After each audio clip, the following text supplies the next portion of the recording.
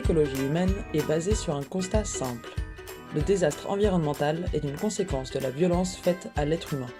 Voilà pourquoi, dans ce podcast du courant pour une écologie humaine, nous valorisons les personnes qui tentent de créer des chemins de sortie de l'époque moderne. Abonnez-vous pour être alerté des prochaines actus.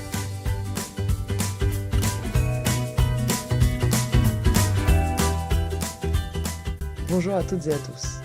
Aujourd'hui, j'ai la grande joie de m'entretenir avec Florence Robert. Florence Robert, bonjour. Vous êtes autrice, calligraphe et bergère. Vous avez d'ailleurs écrit un livre sur votre expérience de 13 ans en tant que bergère. Il s'intitule Bergère des collines, publié aux éditions Corti. Alors la première question pour vous, c'est qu'est-ce qui vous a poussé à changer de vie aussi drastiquement? Pour changer, il faut souvent ou un drame ou une histoire d'amour. Alors dans mon cas, ça a été un drame. J'ai perdu un ami très très proche et je me suis vraiment reposé la question du sens en fait de ce que je faisais. J'étais calligraphe, je commençais à vraiment m'ennuyer. Je voulais quitter le Gers que je trouvais pollué avec des résidus de pesticides dans l'eau et beaucoup d'animaux qu'on avait vu disparaître vraiment dans les années 95, 98. Donc tout ça mis bout à bout m'a fait me reposer la question de mes rêves d'enfant parce que pour aller chercher le sens, en tout cas moi ça a été mon moteur et mes rêves d'enfant, c'était être indien d'Amérique. Alors évidemment ça se transforme pas facilement en métier, mais je voulais vivre dans les corbières, je voulais vivre avec des animaux et je voulais me mettre au service de la biodiversité. Et le hasard des rencontres a fait que j'ai rencontré un vieil apiculteur qui était incroyablement passionné par la garrigue, qui démontrait, qui expliquait, qui faisait des polycopiés pour expliquer à quel point, quand on met des troupeaux dans les espaces embroussaillés, on a un effet positif sur la biodiversité. Alors voilà, tout était réuni, les corbières, les animaux, la biodiversité. J'ai pris ma décision en 2 mois. Je me suis inscrite à la formation agricole un 7 juillet et 14 mois après, j'avais un troupeau. Ça veut dire que j'avais trouvé la ferme, j'avais trouvé le village, voilà, c'était vraiment une histoire absolument incroyable. Aller vers le risque, parce que c'en était un, évidemment. Je l'ai fait aussi par rejet de ce que je venais de vivre. Je voulais plus vivre de la même manière, donc ça suppose l'inconnu et le risque. Je crois que c'est un peu comme ça. Mais aussi, il y avait chez moi à ce moment-là une insouciance phénoménale. La passion était là, parce que dès que j'ai découvert les brebis, j'ai trouvé ça vraiment extraordinaire. Mais je n'ai jamais douté. Par contre, on dit que les entrepreneurs sont surconfiants. Je pense qu'il y avait vraiment de ça aussi. Puis j'étais avec quelqu'un, voilà, j'étais pas seule aussi, hein, on était deux. Puis après, il y a tout un village aussi. C'est-à-dire que dès qu'on est dans un endroit qui se révèle accueillant, c'est toute une communauté humaine aussi qui peut accompagner un projet.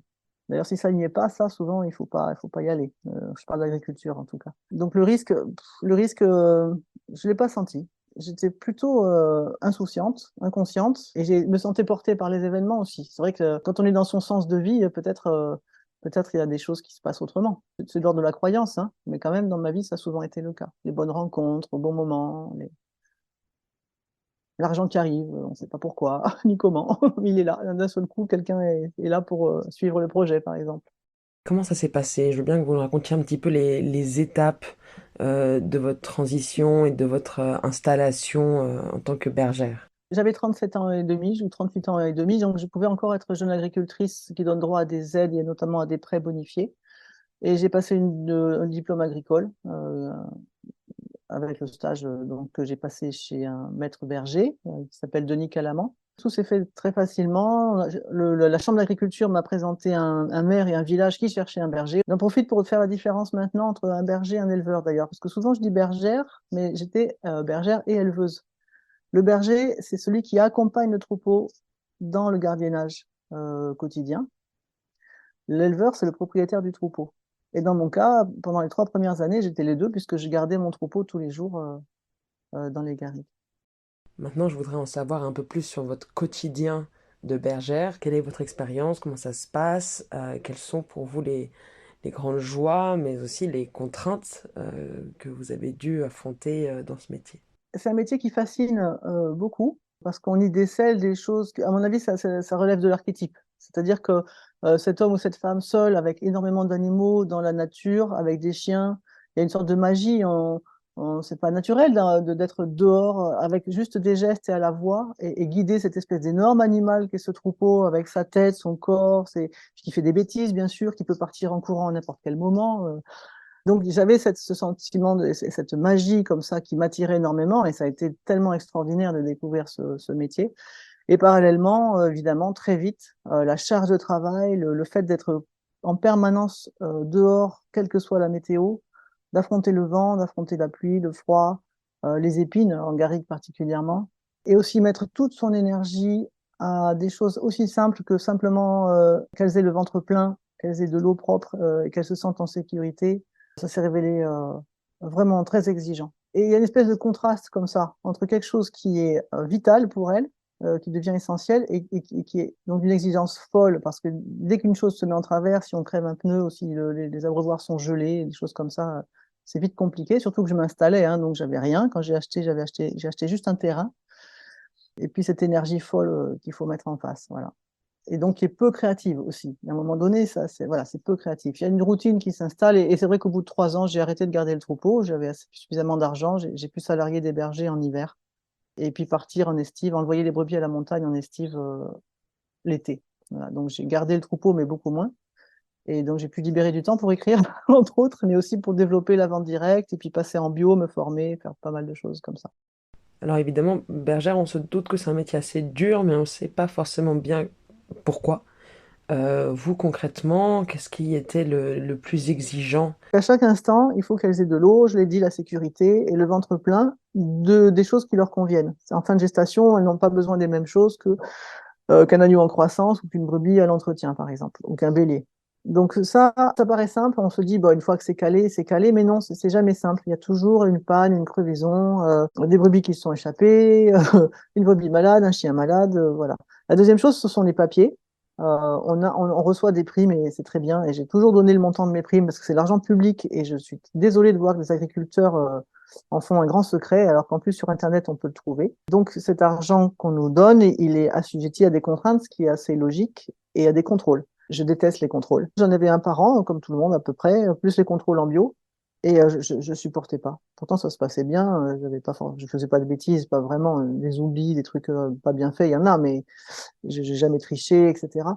Et donc ça a créé, ça a créé sur mon être une énorme contrainte. Mais j'en parle parce que c'est pas un cas isolé, hein. On est vraiment, on se sent jugé. La troisième chose, je sais pas si l'ennui rentre dans la charge mentale, mais la question de l'ennui quand même, de la routine, de l'absence de renouvellement des sujets, oui, ça.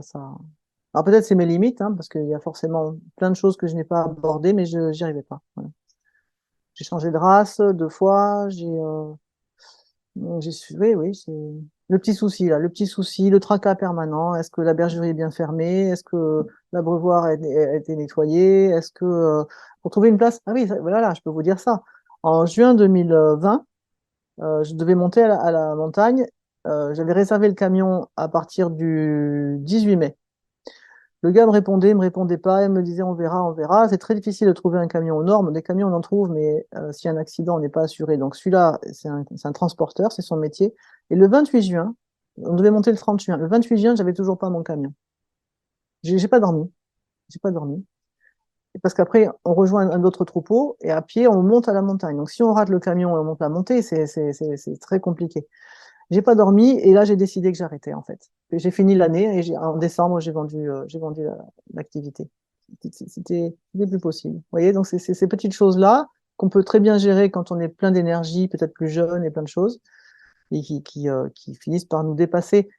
Maintenant, ce que je voudrais savoir, Florence Robert, c'est si, et si oui, comment, le métier de bergère a transformé votre relation avec la nature. En vérité, j'ai toujours été fascinée par la nature. J'ai beaucoup randonné à cheval, à pied. J'ai beaucoup voyagé, mais sans comprendre la complexité qui m'entourait. Finalement, même la notion d'écosystème, par exemple, j'en avais une perception, mais là, en étant en garrigue, en vouant mon activité à la remise en route de l'écosystème garrigue, avec l'ouverture du milieu, on n'en a pas parlé, hein, mais l'idée, c'est que grâce aux brebis, il y a les petites crottes de brebis qui vont nourrir des insectes, qui vont nourrir des oiseaux, et puis le soleil arrive au sol. Donc, de fait, il y a des plantes qui peuvent se mettre à pousser, qui n'auraient pas poussé sans cela. Et donc, les prédateurs, puis le super prédateur qui est l'aigle royal ou le grand-duc aussi, ben voilà, peuvent vivre. Donc, c'est quand même énorme, hein, cette histoire-là. Et donc, la notion d'écosystème, évidemment, je l'ai vécu de l'intérieur. Cette façon de voir fonctionner tous les jours, la nature, ça a été énorme. La deuxième chose qui a changé ma vie, et c'est encore le cas aujourd'hui, c'est qu'en fait, tout est cyclique. Quand on est éleveur, le cycle, c'est celui de la naissance des agneaux, de leur croissance, faire abattre ceux qui vont être mangés, de remettre les béliers, d'accompagner la fin de gestation quelques mois après, etc.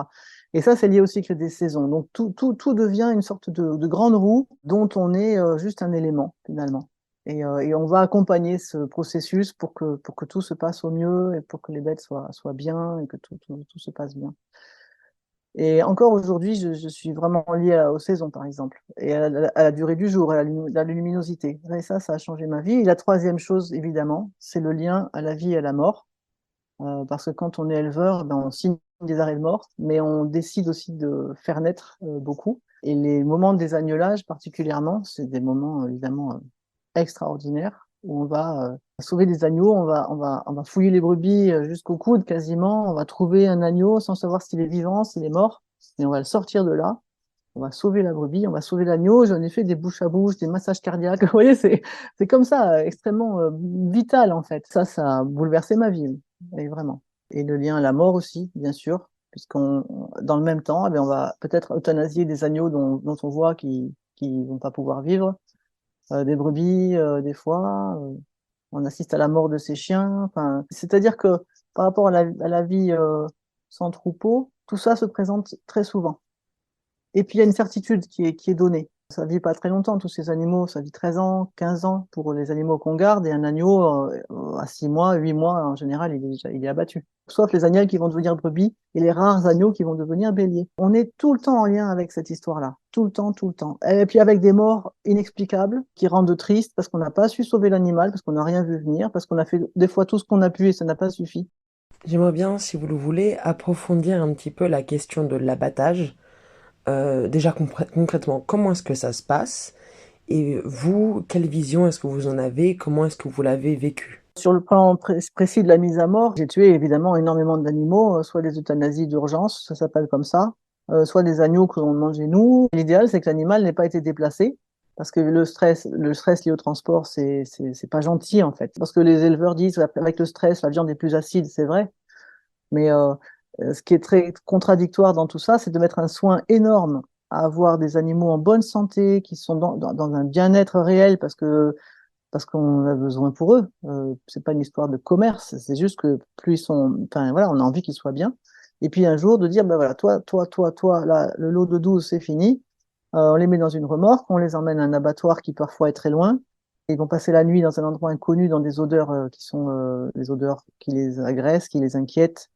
Et puis le matin, on les pousse en criant plus ou moins vers un endroit où la mise à mort peut être mal faite. Donc ça, c'est vraiment pas bien. Il m'est arrivé de tuer des agneaux, à peine sortis de la bergerie, ils étaient morts. Donc là, ils n'avaient même pas appelé leurs copains, ils n'ont rien compris, et hop, c'est fini, parce qu'on a un outil qui s'appelle un matador qui permet de créer une mort cérébrale. Voilà. Au moins là, il n'y a pas eu de souffrance, il n'y a pas eu de stress, il n'y a rien eu. Mais ça, c'est interdit. On n'a pas le droit de vendre cette viande-là, il faut qu'elle soit tuée dans les abattoirs. Il y a les abattoirs mobiles qui se développent plutôt dans le nord de l'Europe. Je sais qu'il y a eu une tentative, enfin, il y a eu un essai en France, mais je crois que c'est déjà fini. Dans l'Aude, ici, il y a eu un début de projet, mais c'est pareil, ça n'a pas vu le jour. Les normes sont telles que je crois qu'il faut plusieurs camions. Donc, vous voyez, c'est compliqué, c'est très, très compliqué. Je sais qu'à la fin, je me débrouillais pour me partir très tôt. Je préparais mon lot en bergerie, ils mangeaient bien, ils étaient à la maison. À 6 heures, je chargeais. À 8 heures, ils étaient à l'abattoir. À 10 heures, ils étaient tués. Donc, voilà. Les 4 dernières heures de leur vie, c'était pas chouette. Ça, c'est sûr. Et puis, ils étaient très jeunes, forcément. Alors on imagine bien que vous tissez une certaine proximité relationnelle avec les animaux, qu'évidemment il y a de l'affectif en jeu. Comment est-ce que ça affecte votre vécu de l'abattage? C'est compliqué. En fait, la plupart des même les éleveurs traditionnels que je connais, souvent on a un ou deux animaux qui sont des animaux chouchous, un veau mal formé. Souvent, ce sont des animaux qui présentent une vulnérabilité. Soit on a une histoire affective avec eux parce qu'il y a eu une naissance difficile, ou parce que l'animal a un handicap, ou parce qu'on lui a donné le biberon. La plupart du temps, il y a ça aussi, parce qu'il est orphelin.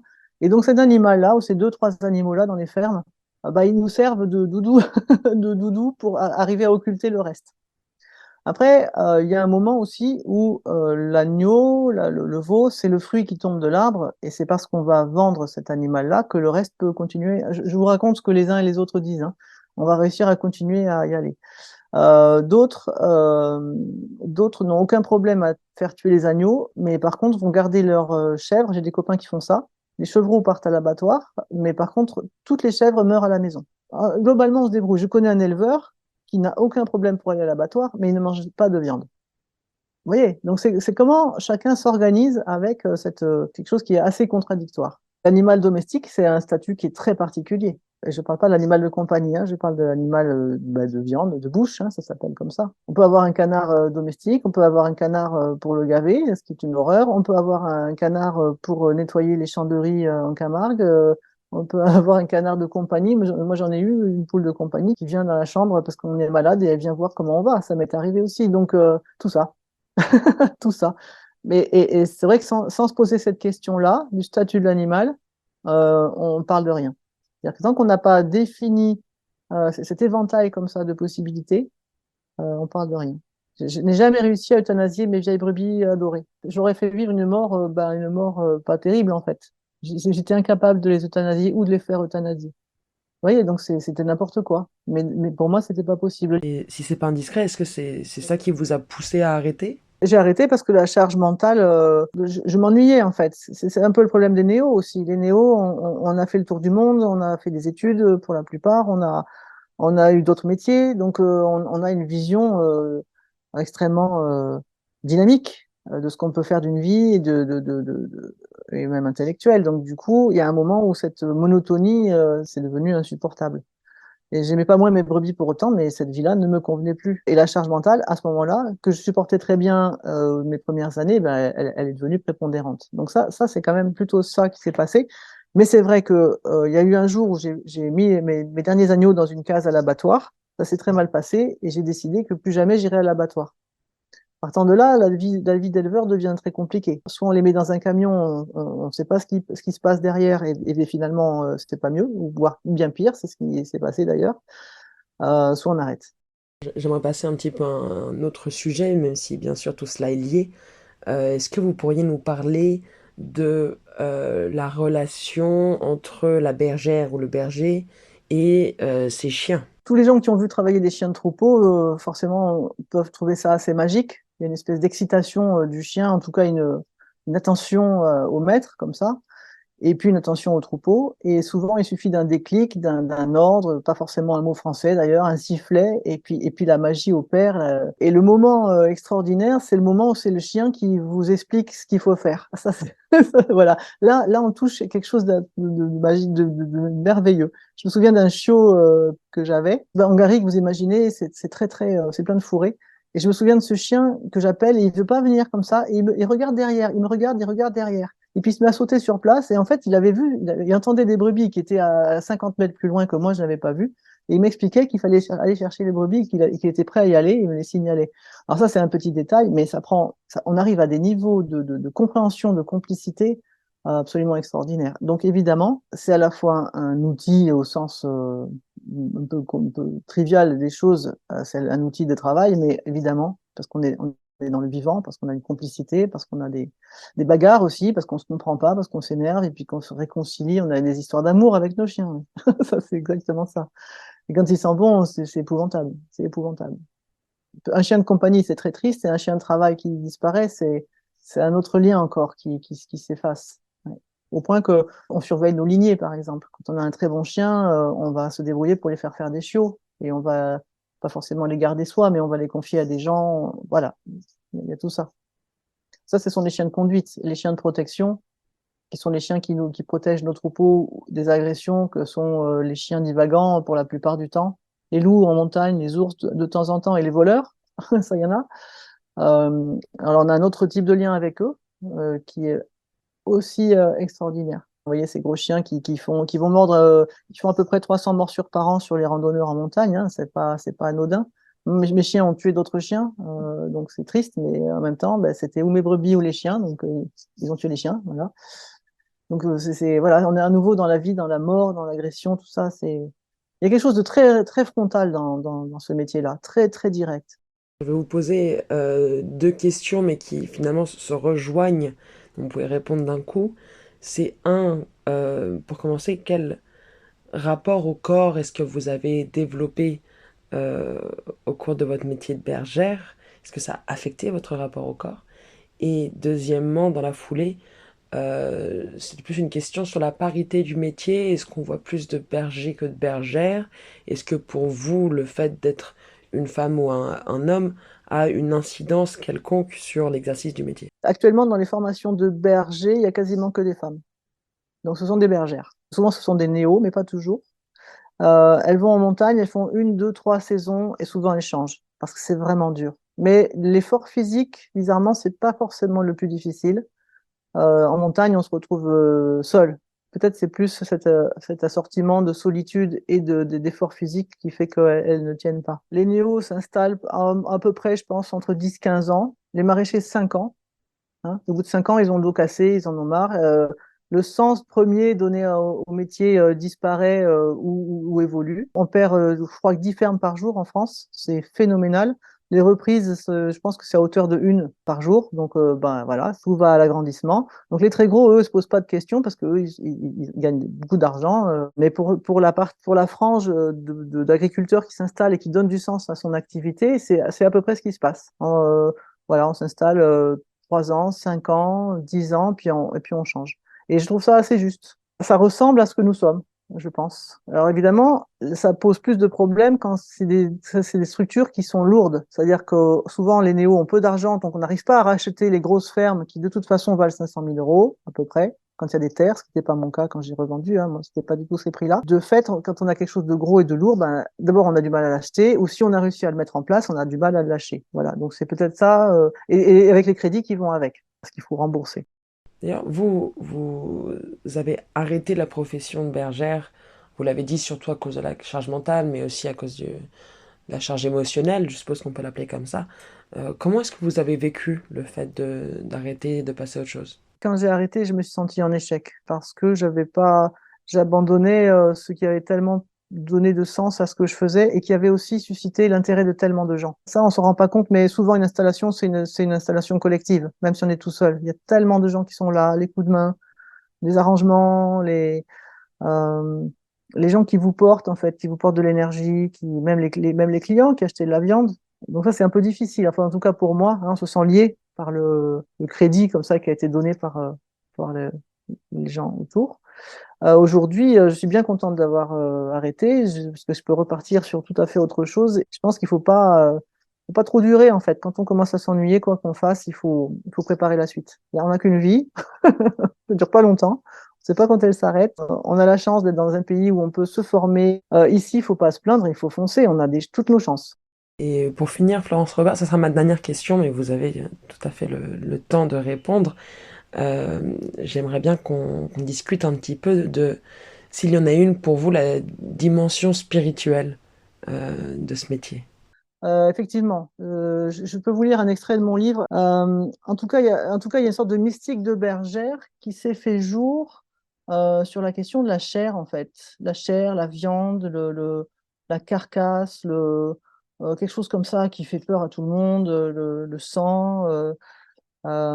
Et tout ça est d'une noblesse folle, en fait, si on regarde bien. C'est ce qu'on a en nous. Je vais vous le lire quand même, mais il faut acheter le livre quand même. Hein. J'aime que la carcasse entr'ouverte devant moi, se vidant de ses jus sur la paille, ne soit pas très différente de la mienne. En aimant cette plus que nudité, horrifiante tout de même, j'aime soudain tous ces cœurs battants animaux et cette terrible vérité de chair fraîche et leur penchant pour moi, leur bergère. Alors mon cœur se serre, draine à la verticale les larmes de l'amitié impossible avec ces autres cœurs arrêtés et refroidis. Si le Verbe s'est fait chair, elle est celle que l'on mange et celle que l'on est. La pleine incarnation suppose d'admettre le caractère éminemment mortel de cette chair-là et d'accepter l'éparpillement à venir de la matière. C'est dans cette vie-là qu'est le miracle, celui qui peut me faire assister à la coagulation de mon sang et à la résorption de mes plaies. À force d'apprivoiser la mort, j'entrevois le jour où il n'y aura plus de défis, il y aura la vie tout court. Mystique de bergère. En vrai, j'ai eu besoin de partir sur Saint-Jacques-de-Compostelle après quelques mois de déprime totale. Euh, je suis pas croyante, je suis pas catholique, je suis pas, mais ce lien au vivant comme ça, ce lien à ce qui est beau, à ce qui fait du bien, à ce qui nous relie, je l'ai retrouvé sur Saint-Jacques. Et c'est d'une beauté folle en fait, à condition de ne pas en faire un dogme et de ne pas imposer à qui que ce soit quoi que ce soit. Mais ça me porte encore aujourd'hui. Et c'est vrai que peut-être c'est ça le plus grand cadeau que j'ai reçu en faisant ce métier, c'est de toucher du doigt ce que je décris là, c'est-à-dire que cette chair qui nous fait si peur, ce sauvage, ce sang, ah ben, c'est le plus beau en fait. C'est le plus incroyable. On est on est l'incarnation du miracle à chaque instant. C'est incroyable que je puisse vous parler. C'est pas Internet le miracle, c'est le fait de pouvoir parler. Vous voyez? Donc, ouais, ça, ça, ça me nourrit. Merci infiniment, Florence Robert. Et merci à tous et à toutes d'avoir écouté cet épisode. À très bientôt pour de nouveaux podcasts inspirants sur cette chaîne du courant pour une écologie humaine. Abonnez-vous pour ne rater aucun épisode et abonnez-vous également à notre newsletter mensuelle. N'hésitez pas à nous contacter sur les réseaux ou à national@écologiehumaine.eu.